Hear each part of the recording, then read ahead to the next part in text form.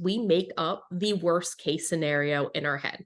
And it's because our brain wants us to stay comfortable because we're not programmed to make changes. Think about evolution, right? And with everybody evolving and all those different things, like we're taught fire is dangerous. We're taught like stay away from, like that's just the evolution, that's the biological things in it. So when you're doing something different, you're telling your brain this is scary. And so when you struggle with mental health or anything, you start to think of the worst case scenario and then you convince yourself that's going to happen. Hello, everybody. Thank you so much for joining us today. I'm really excited to have our guest Marra here on another behind the scenes episode. And we're going to be talking about something that isn't talked about enough today, which is mental health struggles while scaling a business. So I will let you introduce yourself to the audience. It's way more fun to hear you introduce yourself and tell us a little bit about how you got started. All right. Well, hello, everybody. I am, first of all, so honored to be here. When Emma reached out to me and said, like, I would love to have you come talk on my YouTube channel, I honestly was like a little bit starstruck because I was like, oh my gosh, somebody wants to hear about my story. Ah! So thank you. First of all, very honored to be here. And I am Marra McDonald. I actually have two businesses. So I started off, and I'm going to give you like a whole rundown of my life story, but I love it. I'm a former high school teacher. Teaching was my absolute passion. Like I am not one of those people who say I wanted to leave teaching. I did not want to leave teaching. But after my daughter was born, I started to really have panic attacks and anxiety attacks because I wanted to be home with my daughter. And so I realized that in this season of my life, I had to leave teaching. And that was actually really hard for me because I felt like I lost my passion and my identity. So when I left, I was a stay-at-home mom and I needed to do something for my brain. So for those who don't know me, I have struggled with mental health my whole entire life. I literally am diagnosed with anxiety disorder, panic disorder, OCD, ADHD, and depression. And I'm sure there's something else that can be sprinkled in there, but those are the official diagnosis. And so when I left teaching and I was home with my daughter, I needed to keep my brain occupied because those who struggle with mental health know that when your brain is just free to do what it wants, it is a dangerous thing. So I started out as a virtual assistant and I quickly learned virtual assisting was not for me. Not that virtual assisting is not amazing. It is amazing. But if I'm going to be home with my daughter, I wanted to have the flexibility and freedom. And I didn't find that with virtual assisting. So I actually transitioned that into a blogging company and I scaled that blogging company. I now have a blogging company. I have a team that we really blog for motherhood brands, some big motherhood brands and all that. And that's a lot of fun. But I still had that pool to teach because teaching is my passion. And so I decided, you know what? Everybody and their mom's a coach these days, but I'm going to become a coach and I'm going to change the coaching space because there's some amazing coaches out there, but there's also coaches who are truly doing it for just money. And I don't believe in that. It's just something I don't believe in. So I started my coaching business and I specifically help online service providers and coaches scale their business. I don't put a money cap on it because I have some people who consider scaling to be 5K months. And I have some people who consider scaling to be 50K months. Whatever scaling is to you, that's what scaling is. There is no right or wrong answer to scaling. So I specifically make sure I do not market to monetary wins or monetary pillars, because I think there's more behind the scenes. So as a coach, I help online service providers elevate their packages. That way they can scale to what they view as success, also delegation, passive income. And I help coaches really start to add coaching into their product suite and be able to speak to all the different types of learners. Because as a teacher, I have a degree in leadership. I have all those degrees. So I really help people elevate their packages. And we also work on the life coaching side of things. I have a certification in life coaching. So we talk about mental health. We talk about how you can scale a business with mental health because that's going to look different for you, right? Scaling a business is hard work. And when you throw in mental health with that, it's going to look different. And I've been in programs where the coaches were amazing. Like I'm not saying coaches weren't amazing. They were amazing, but they didn't understand how to serve me with somebody who is anxious, who has ADHD, and I would be on the brink of quitting and they would be pushing and pushing. And what I needed in that moment with somebody to support me in a different way. And so I bring that to the table and I love it. I love it. I found my passion again. There's so many things that resonate with your story because of like authentic, as always on this channel. It's been a while since I've done a newborn recording because with my older one, Lila, everyone on the channel used to see me going live with her in my arms or like recording my solo episodes with her in my arms kind of thing.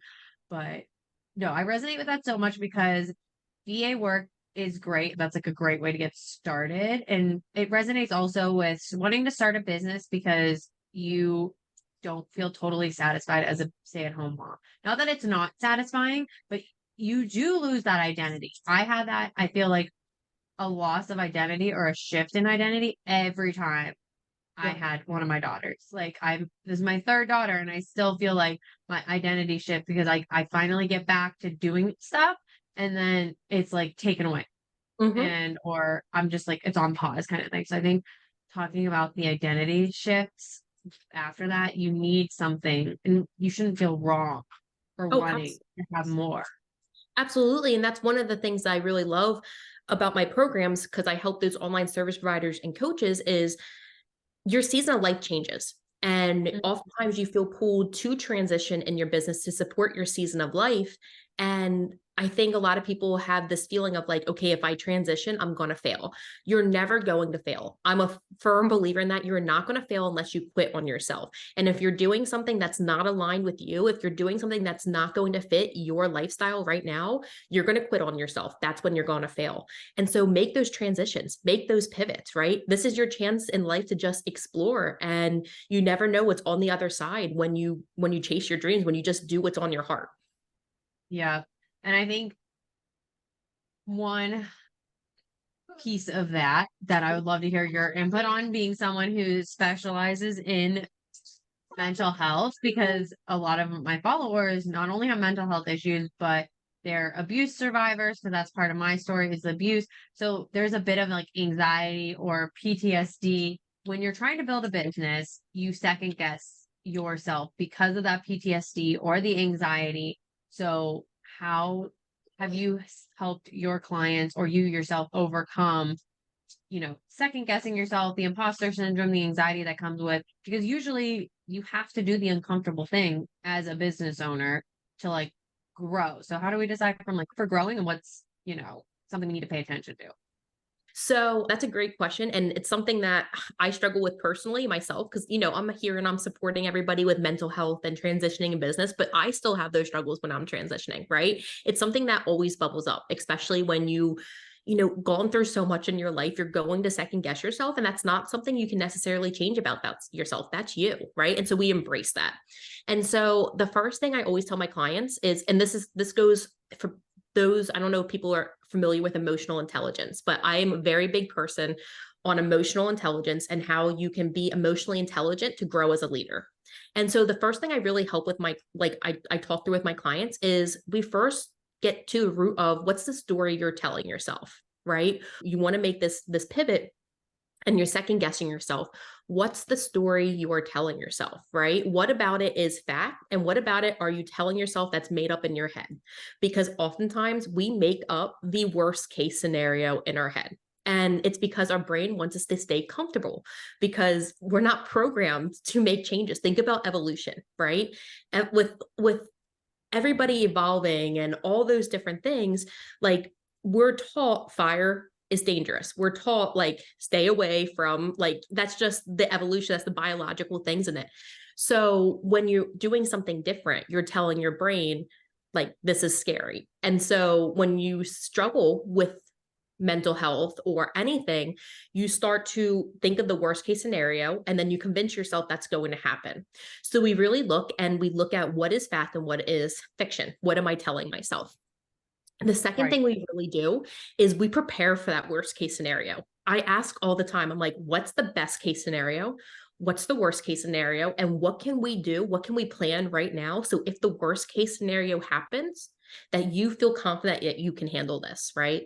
Because oftentimes what I see is the worst case scenario for people is, and this is, I know everybody's different. This is people I serve, but let's say somebody wants to launch a coaching program. And the worst case scenario for them is, I'm going to launch this and nobody signs up. Okay, let's prepare for that. What if nobody signs up? What's the Yep. worst? What does that mean to you? What are you telling yourself? And it's often well, I guess it's not that bad because I still have a sustainable business. I'm as far as I am now, but I convinced myself that nobody likes me. Okay, that is, your brain thinking and coming up with stories, because just because somebody didn't invest does not mean they don't like you as a person, right? So how Right. can we plan if nobody signs up? How can we plan to make you feel better? And oftentimes that plan is we just relaunch it. We go back to the drawing board and we come up with a different plan.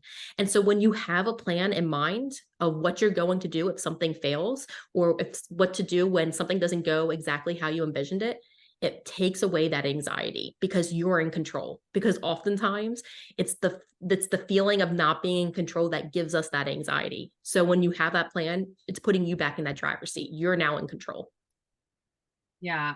I think that resonates with a lot of people because that is something I've dealt with as a business owner in my time as well, as like, oh, I'm scared, or these are my learned behaviors, so to speak, of, you know, before this would happen, doesn't mean it's going to happen. I'm not in that same environment of, not having a supportive partner, or not having the you haven't learned yet.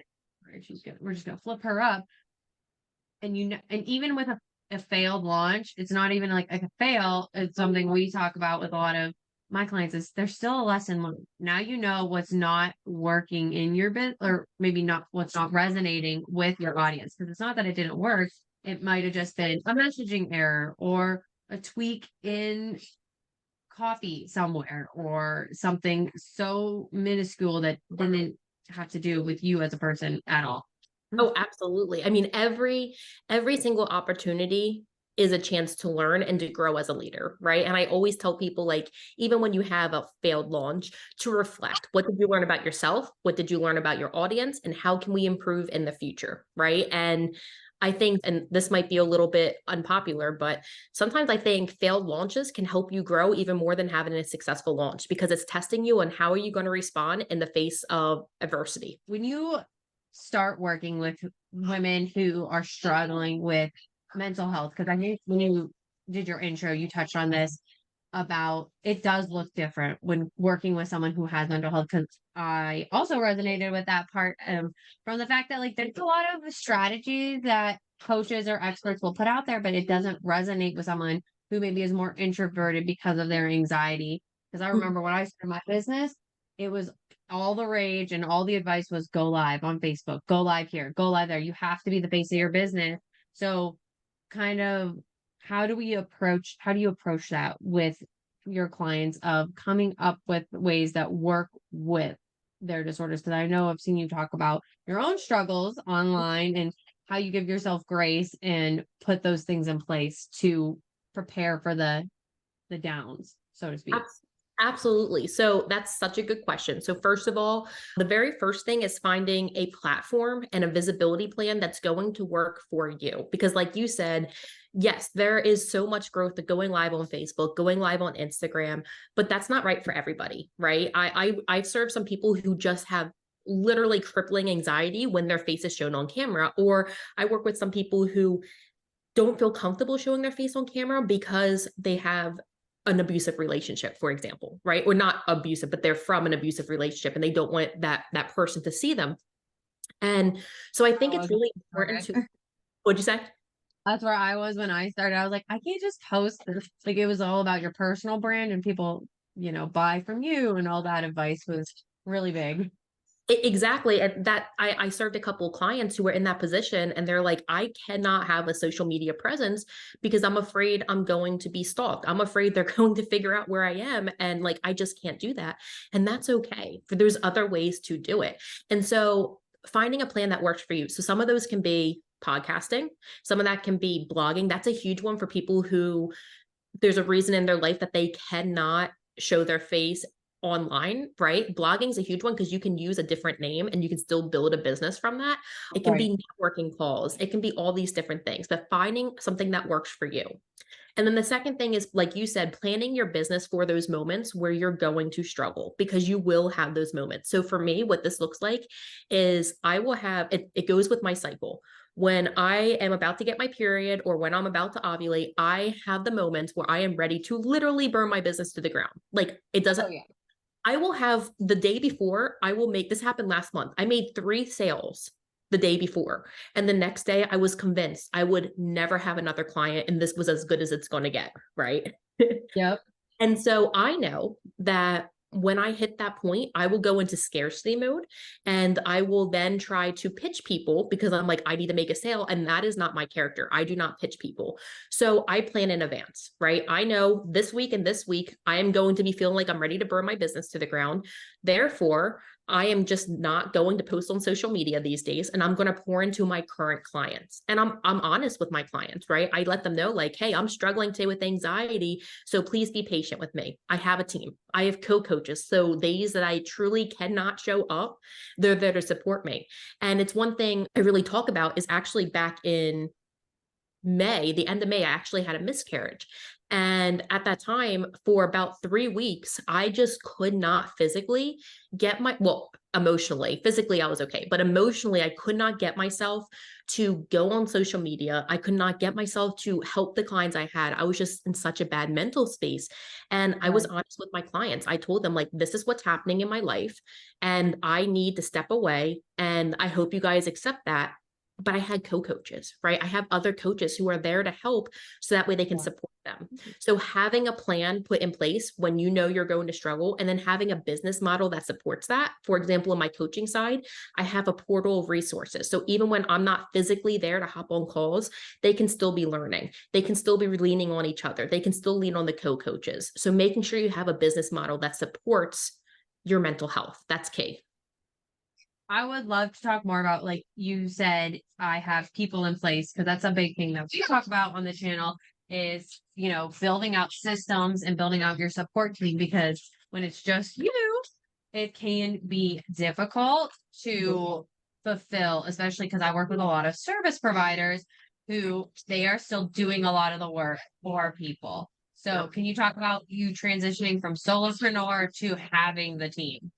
Absolutely. Do you want me to talk? I can talk about both, but I can also talk about either one because I have a team on both sides of my business. Do you want me to talk about it as a coach, or do you want me to talk about it as online service provider myself? I'd love to hear about the service provider one first, because I feel like that one's harder, but co-coaching, I would love to hear about as well, because a lot of the times people buy in for the coaching for the person, but I'd love to hear how your audience and clients respond.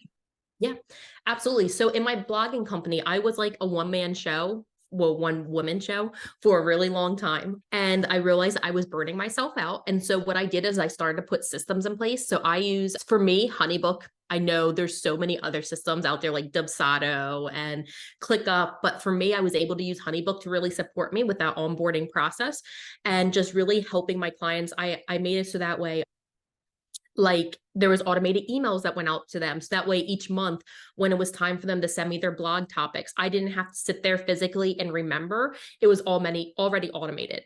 And then what I did was myself, I hired a virtual assistant to really come in and take a look at all the blog topics that came through. And then they put them in ClickUp to send them to my writing team. And then the writing team would write the blogs, and then they would send them to me and I would edit them and I would send it to my VA to post on these clients' websites. And so I had a system, I had a process that each person, I almost think of it like an assembly line. Each person is skilled in a specific area and it gets passed to the very next person and then eventually wraps back up to me. So that way I'm still there. I'm still have my hands in the game, right? I'm still making sure everything's correct, but it gives me that flexibility to also now transition into coaching because I'm not doing everything myself as a done for you service provider. Because if you try to do, like I have like 11 companies that I blog for. If I was trying to write 4 blogs a week with 11 companies, that's 44 blogs a month. That is physically impossible. That is impossible. And so it allows me to scale and continue to increase my income without having to work more. I love that you put the numbers on it. I like that you put the numbers into play of the data piece of you can't scale without having team members. And I know we talked about earlier, scaling looks different. Maybe some people don't want to get to that point of having that many clients, but that's okay. I think it's important to see like, okay, the numbers are, I physically can't do this on my own. And there's nothing wrong with that. That's something I try to drill into a lot of my service provider clients of, well, what are you promising? And like, how many hours does it take? How can we standardize that? Because they'll just customize it. I'm like, what are you doing weekly? What are you doing monthly? Like, let's get a handle on that so we can repeat it so that you can have more clients, but not be reinventing the wheel every single time. No, absolutely. And like that's one thing I like to sit down with my online service provider clients as well. Cause let's say, and again, scaling looks different for everybody, but let's say somebody runs to reach 10K months. Okay. And you are charging $500 and you are not willing to hire a team, which is fine. If you don't want to hire a team, fine. Everybody can do business whatever way they want, but you want to Right. work 20 hours a week. That does Right. not happen. You are not going to be able to charge $500 a package, work 20 hours a week and hit 10K months. You are literally setting yourself up to fail that goal. Yep. So it's either going to look like two things. One is you're going to have to substantially increase your prices and you're going to have to call in, you're going to have to be okay with rejection and hearing that your prices are too high and realize that you're going to work with less people, but you're going to be making more. Or Yep. increase your prices still because 500, it's still not enough to support a team, but you don't have to increase them as much, hire a team, and you're able to now continue to take on more clients and outsource it to a team. Now, both have its challenges because the one thing I think is important to understand is hiring a team is not as easy as just saying, oh, I'm going to hire a team. You have to be ready to delegate or else you put more work on yourself. So you have to do it properly as well. And I think to note that this isn't brought up enough when it comes to hiring is there are certain things that you need to identify as like as the owner. If you're going to delegate, what are you going to delegate and what's going to give you the best delegation?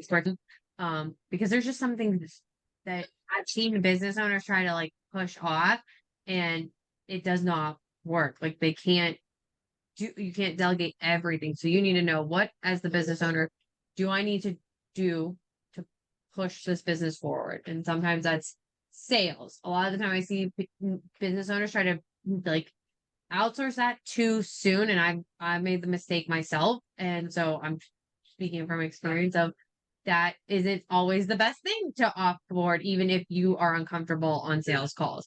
Like that would be something that could give you anxiety or give you stress. Yeah. And I think oftentimes it's understanding yourself too, because one thing that I realize with a lot of people with anxiety, or maybe it's because I have OCD but I am really bad at handing things off, right? Because it's my baby. Business is my baby. It's my business. And so when it's time for me to delegate, that can be really challenging.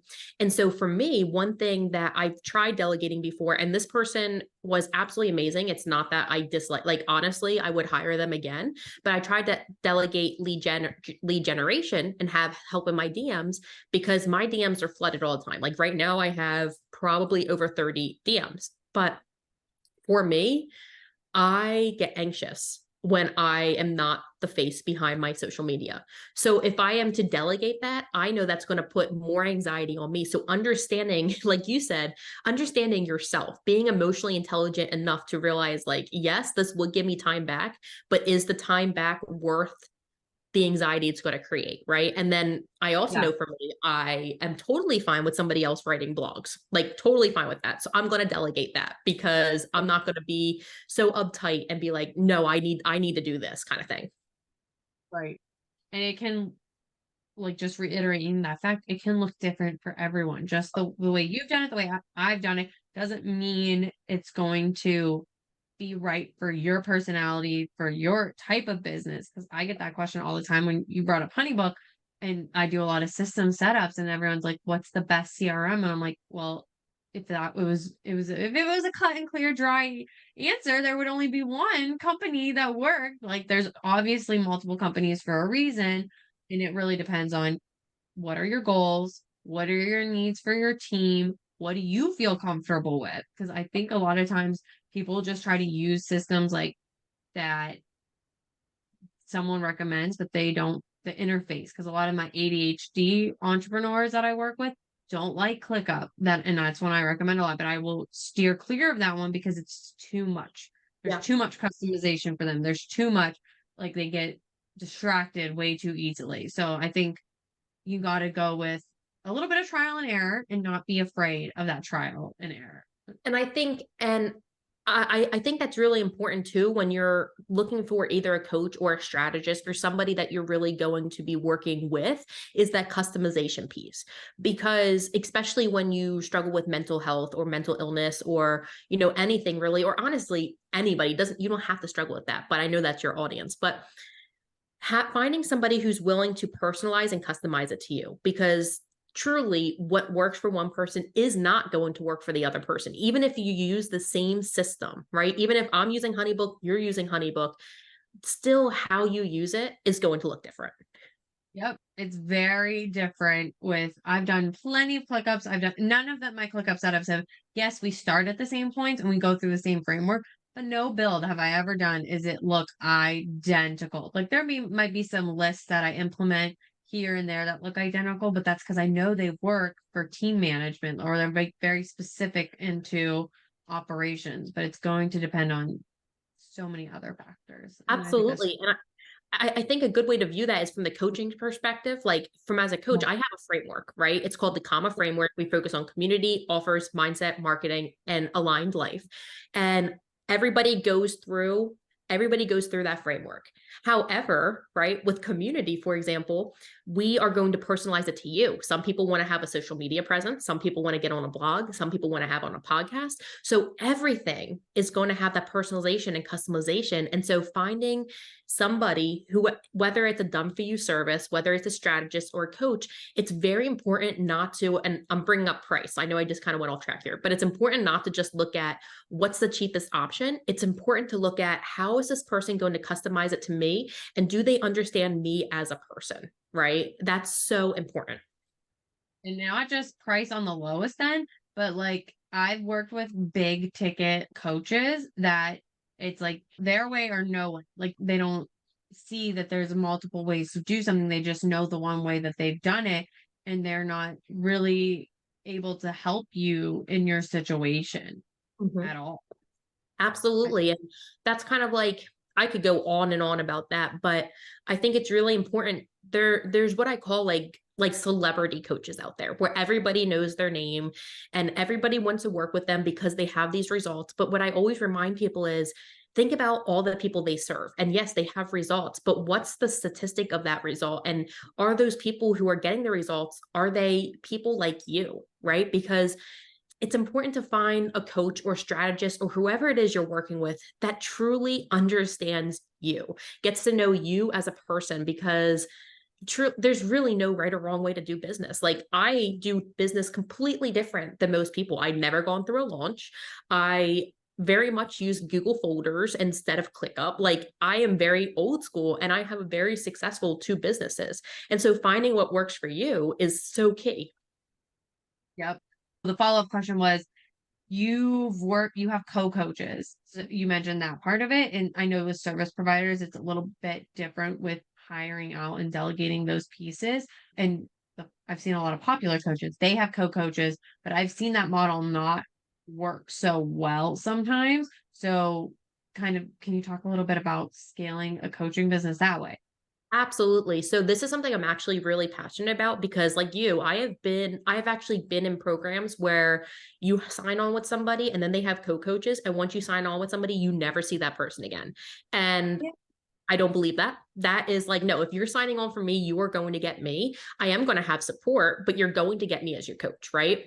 So the first thing is I personally, I cap the amount of people I accept in my program at a time. If I hit that cap, then I increase my prices, right? Because I will only serve a certain amount of people because I want to make sure I can be there in my business. So when I hire co-coaches, I still am in Slack every single day. Like every day, I am the person that is mostly coaching in Slack, and I do all my onboarding calls with my clients. So when you sign on, you get a one-to-one with me where we come up with a visibility and action plan. I send you a Loom video explaining how we're going to get through with this. I get to know you as a person. And then my next process is we go into Slack together with you on the call. I then send a message to you and your co-coaches in the program. I introduce you, I explain what we just went through, and then you have your co-coaches too. And it's truly like a team where with the way it's set up for mine is we have weekly calls in my programs, and I do a call one week. So it's every other week I do a call. So one week's me, the next week is the co-coach, the next week it's me, the next week it's the co-coach. And what's nice about that is the co-coach is specifically chosen with their area of expertise in my program. So for example, Academy helps people really grow as an online service provider. And as an online service provider, you need to hire a team oftentimes, right? So I'm a coach. I help with the program elevation. I help with the mindset, but my co-coach of that program, she's an online business manager. So she specifically helps with delegation and system builds. So it's not that like like you're still getting very much my area of expertise. You're getting an addition, right? You're getting another expert. In university, it's helping you really build a coaching program. I'm there to help with mindset and program elevation, but the co-coach I have is actually a money coach where she helps you pay yourself. And I think that's important because as a coach, you don't oftentimes pay yourself, right? You're oftentimes investing in another coach.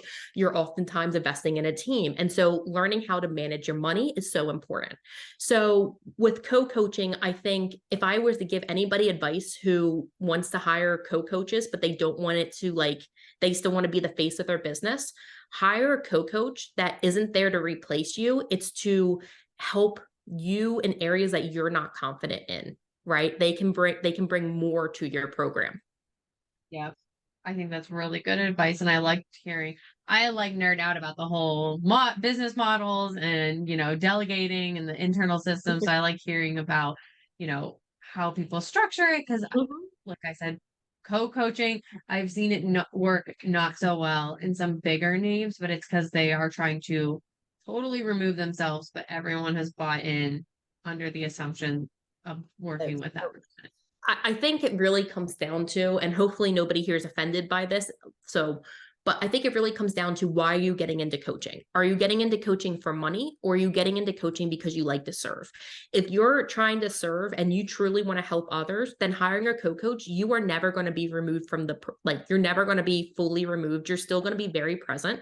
And if you're in it for money, that's when you start to get the business models where you're hiring people so that way you don't have to do anything. And to me, I don't like that. And it gives me, I'm passionate about this because then it gives me, who has two coaches that amplify results. Like we get so many results in my programs because of the fact we have co-coaches, right? And that makes people weary to sign on because a lot of people, I myself have been in programs where I sign on, think I'm getting one thing, and then I never see that coach. Yeah. Yeah. So it's all about being transparent and making sure in the sales process it's very clear of what they're going to get. Because I also get that sometimes with people. They're like, or how much are you outsourcing, or how much will it be? And I'm like, I oversee everything. There's nothing that would go out to you without me having looked at it first. And I think that on the done for you side of things, it's also so important to be as transparent as possible. Because like in my blogging company, I will tell them like, I do have a team, but I am the head of that team. Everything does go through me. And you know what? I have been turned down because I have a team, because they want one person to do something. And that's okay. It's being confident enough in yourself to realize that not everybody's meant to work with you. And that is okay. Exactly. You need to have those right fits, and rejection is sometimes part of it, and that can make people uncomfortable, but it's learning ways to have tools to respond to that. Absolutely. I could not agree more. Well, intelligence. Emotional intelligence all the way. Be that leader. Exactly. I could talk about this all day, and I know you could too, but I'm wanted to make sure we have time to go over at least one key takeaway the audience should have from you. And then can you also let them know where they can find you so they can find more of this information if they have questions? Absolutely. Okay. So the one key takeaway, and I know this is harder said than done, right? Because I've been there, but you're a follower of Emma. You're on this channel for a reason. It's because you have a story that is different than everybody else. use that story to grow. That is what sets you apart. In my business, I did not take off as a coach specifically until I really just embraced the fact that like I have a lot of mental illness. And you know what? Once I decided to really talk about that and tell my story and embrace that about me, I started to find my tribe and I was happier in business and I was able to grow. And so I know everybody's situation's different. Some people can't speak about what's going on, but sharing you, what you can share about you, be authentic to you, share the bits and pieces that you can. And if you can't speak about what's going on, because I know some people can't, you can still say, hey, there's a lot going on in my life right now, and this is how I'm handling it. Right? You don't have to get specific. You can show people how you're handling those situations, because people who resonate with that, they're going to see you as that leader and they are going to want to work with you. When somebody connects with you, there is no competition because they connect with you. They want to work with you, the human being, right? So that's my biggest piece of takeaway is don't be afraid to embrace your story any way that you can and share it with the world. I love that. I think that's such good advice because it's not shared enough or preached. You got to do it in your way. You got to do it with what resonates with you. Don't be afraid to share yourself. And if anyone has questions on visibility specifically and doing that in a way that resonates with mental health, make sure you follow Marra and her Instagram and her website, and her contact information will all be down below in the show notes. Yep. The easiest way is just finding my Instagram. Everything's linked on there. Awesome. Thank you so much. Thank you so much.